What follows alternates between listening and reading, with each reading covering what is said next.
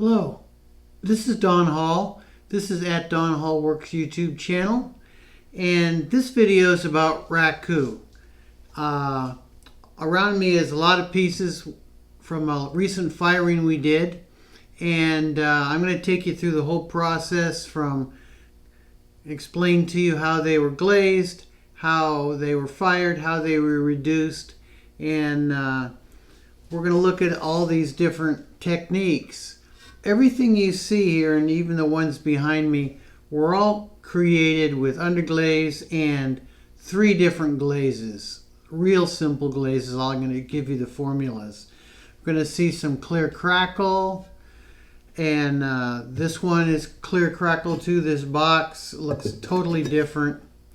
This glaze and this one, the top of this one, this is a glaze called Crusty Rusty, and I'm going to show you, and you'll see in our firing how they were fired, how they were reduced to get these different effects. Everything you see here, there was demos in earlier videos that show you how these were made and how they were decorated. The bowl shape, how a foot is put on the bottom. Boxes, there's a really good video on here about how to make ceramic boxes, and this wrapper kind where I make a slab and texture it and wrap it around.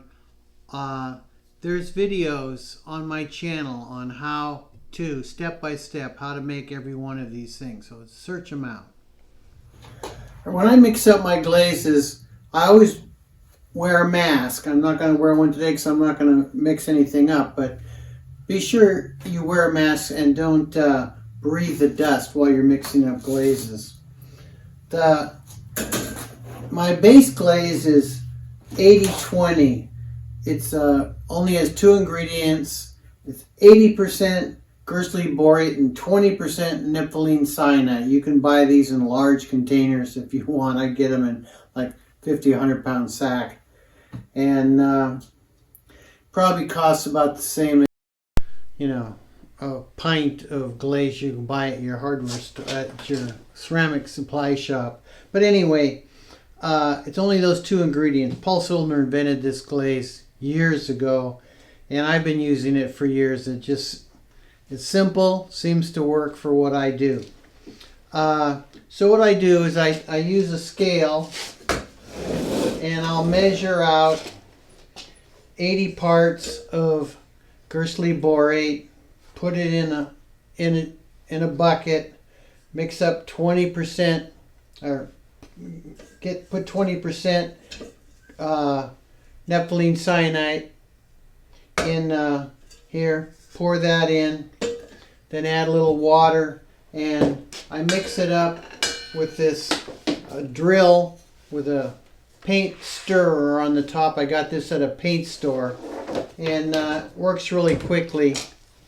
If you just continue to add water rather than putting a bunch of water in it first, that way you don't get it too thin too quickly. Just add a little bit of water at a time till you get it to the right consistency. Mix it up with the paint stir, and then I run it through a sieve. I have an 80 mesh sieve here that I run it through. Now, the Crusty Rusty, basically the same idea.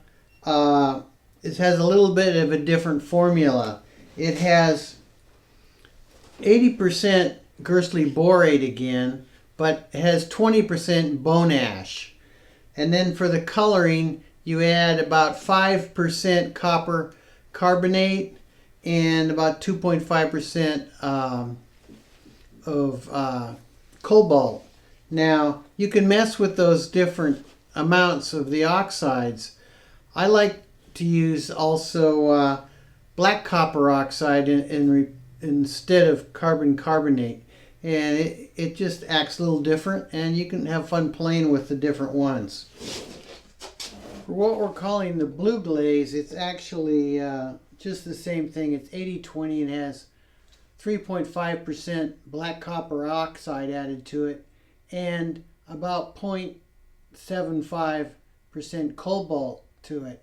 So if it is in heavy reduction, it'll turn a copper penny kind of color, and if it's not reduced very much, if it's allowed to get oxygen, it'll turn a little bit bluer. We're at Quail Kilns at Murphy's, California. Suzanne is ripping up newspaper to make smoky fires in our reduction cans. This is what we call reduction chambers. This is the newspaper that Suzanne was tearing up. Now, that's really not the right name for this, because for these two pots that we're going to put in here now, they don't need to reduce the oxygen. That's why it's called a reduction chamber. It reduces the oxygen. But these two pots that I'm going to be putting in here are just going to be smoked. We don't need to reduce the oxygen. It's not a copper firing, it's just clear crackle. From the hardest of collar, so there's like a two-piece thing that has to get out of it.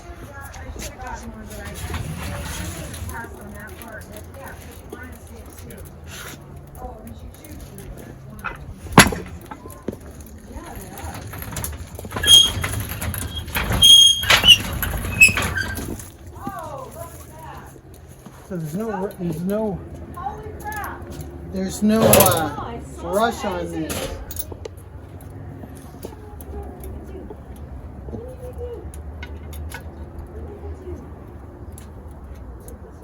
I'll let it crackle a little bit here. It's awful hot. This one, I was so afraid it was going to break because it already had cracks in it, but it didn't.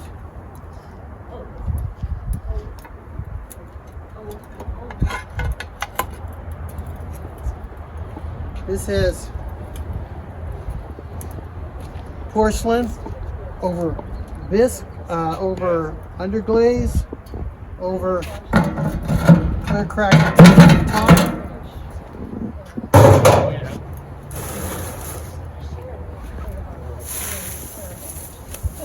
So all we're doing about putting this in the can is so that we'll get some smoke in the glaze to emphasize the crackle.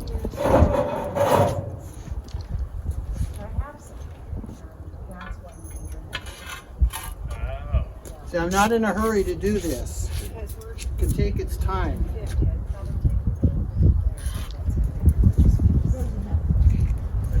I don't know if I'm tall enough to get it in there.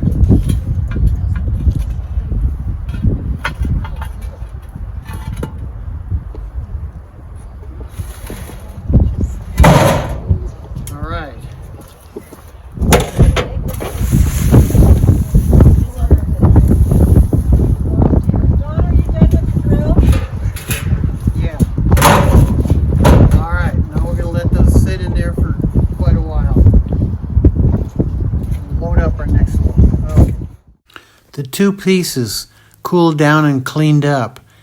Notice that the unglazed parts turn black. That's from the smoke of the fire. The second load is put in the kiln. Now this glaze is different. This is a copper glaze, so when I take it out of the kiln, I want to take it out as quickly as I can, get it in the can, close it off so that no air gets on it. Alright, so the kiln's to temp. I'm going to turn it off now, and three pieces in there. One that's going to go in a tall can that doesn't need to smother the oxygen, and then two are going to go on the sand here that you'll see, and I will try to starve off the oxygen to get nice coppers.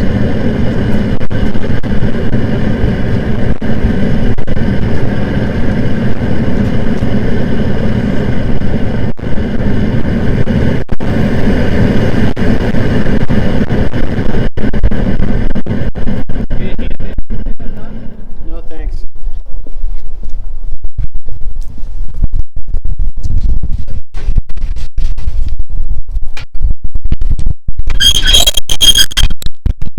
It's noisy.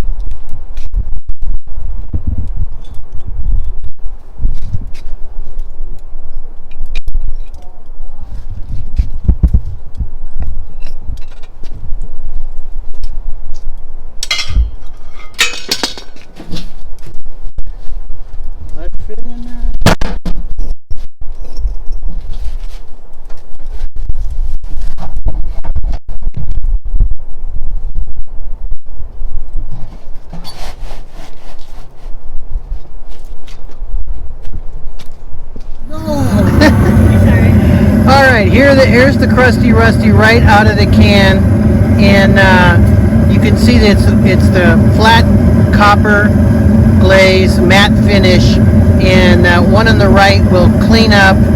The white will clean up off of it, and it got to this way because it was put in the can quickly, and then all the oxygen was completely cut off.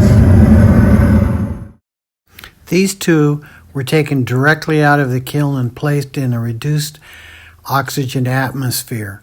This textured box was painted with underglaze that was rubbed off, then covered with the 80-20 clear and fired and smoked in the can.